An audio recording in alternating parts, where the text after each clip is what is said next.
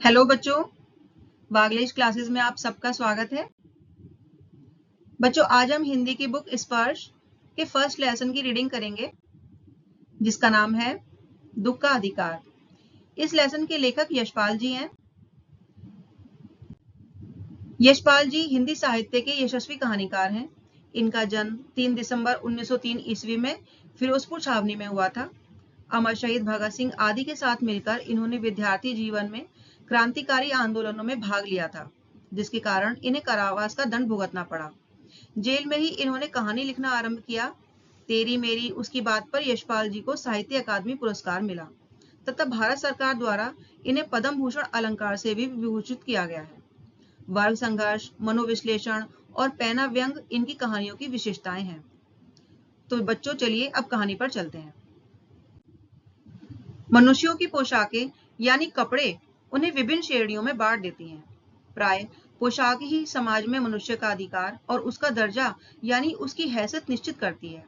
वह हमारे लिए अनेक बंद दरवाजे खोल देती है, परंतु कभी ऐसी भी परिस्थिति आ जाती है कि हम जरा नीचे झुककर समाज की निचली श्रेणियों यानी गरीबों की अनुभूति को समझना चाहते हैं, परंतु उस समय यह पोशाक ही रुकावट बन जाती है। जिस तरह हवा एक कटी हुई पतंग को एकदम से नीचे नहीं गिरने देती, वैसे ही कभी कभी हमारी पोशाक या समाज में हमारी हैसियत हमें कुछ लोगों से घुलने मिलने या उनकी मदद करने से रोक देती है, क्योंकि हमें अपनी इज्जत या पद का ख्याल आता है।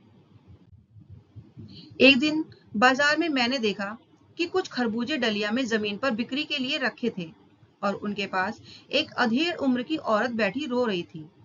कोई भी उन खरबूजों को खरीदने नहीं आ रहा था, क्योंकि वह औरत अपना चेहरा ढककर खूब रो रही थी। पड़ोस की दुकानों के तख्तों पर बैठे या बाजार में खड़े लोग घृणा से उस स्त्री के संबंध में बातें कर रहे थे। उस स्त्री का रोना देखकर मन में एक व्यथा सी उठी। मैं उस औरत के पास जाकर उसके रोने का कारण जानना चाहता था, लेकिन मेरे अच्छे कपड़े मुझे ऐसा करने से रोक रहे थे। मुझे लगा कि अगर मैं उस गरीब औरत के पास बैठूंगा तो लोग क्या सोचेंगे। तभी एक आदमी ने घृणा से एक तरफ थूकते हुए कहा, क्या जमाना है, जवान लड़के को मरे पूरा दिन नहीं बीता और यह बेहया दुकान लगा के बैठी है।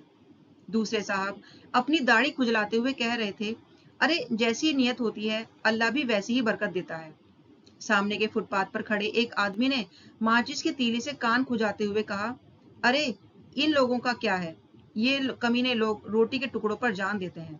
इनके लिए बेटा बेटी, खसम लुगाई, धर्म ईमान सब रोटी का टुकड़ा है। परचून की दुकान पर बैठे लाला जी ने कहा, अरे भाई, उनके लिए मरे जिए का कोई मतलब ना हो, पर दूसरे के धर्म ईमान का तो ख्याल रखना चाहिए। जवान बेटे के मरने पर 13 दिन का सूतक होता है और वह यहाँ सड़क पर बाजार में आकर खरबूजे बेचने बैठ गई है। बाजार में 1000 आदमी आते जाते हैं, उनमें से कोई क्या जाने कि इसके घर में सूतक है। कोई इसके खरबूजे खा ले तो उसका ईमान धर्म कैसे रहेगा, क्या अंधेर है। पास पड़ोस की दुकानों से पूछने पर पता लगा उसका 23 बरस का जवान लड़का था, जिसका नाम भगवाना था।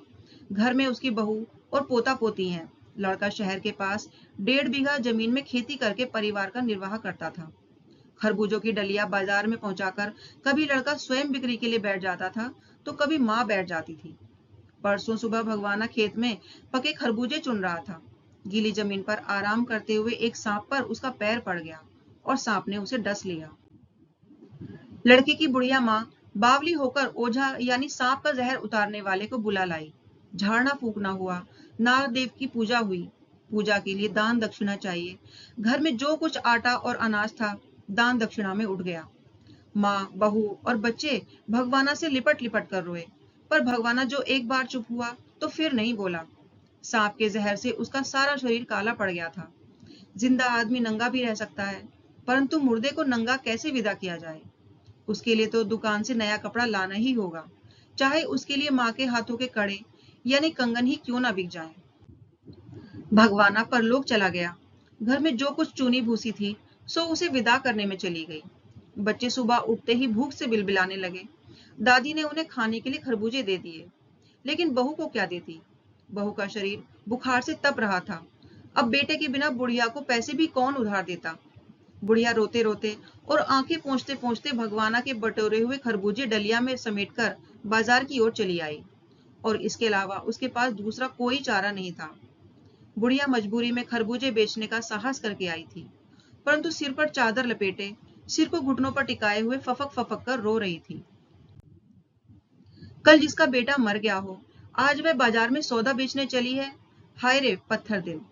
मैं उस बूढ़ी माँ के दुख को समझने के लिए पिछले साल अपने पड़ोस में एक अमीर महिला की बात को सोचने लगा, जिसके बेटे की भी मौत हो गई थी। वह महिला अपने बेटे की मौत के बाद 2.5 महीने तक बिस्तर से उठ नहीं पाई थी। उसे हर 15 मिनट बाद बेहोशी आ जाती थी, और जब बेहोशी नहीं आती थी तो उसकी आंखों से आंसू रुकते ही नहीं थे। 2 डॉक्टर हमेशा उसके सिरहाने बैठे रहते थे। हमेशा उसके सिर पर बर्फ रखी जाती थी।